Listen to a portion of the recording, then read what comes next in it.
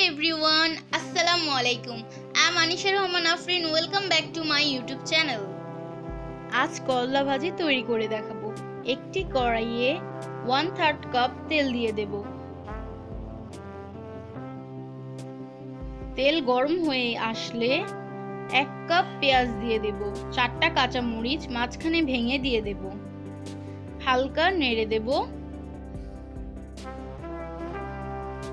পেঁয়াজ হালকা নরম হয়ে গেলে 1 টিস্পুন লবণ, জাস্ট পিঞ্চ হলুদ গুঁড়া দিয়ে দেব। নেড়ে চেড়ে দেব হালকাভাবে। করলা রান্না করার সময় বেশি নাড়তে হয় না, 1-2 বার নাড়লেই চলে। করলা কেটে লবণ পানি দিয়ে ধুয়ে নিয়েছি। এখন করলা দিয়ে দেব।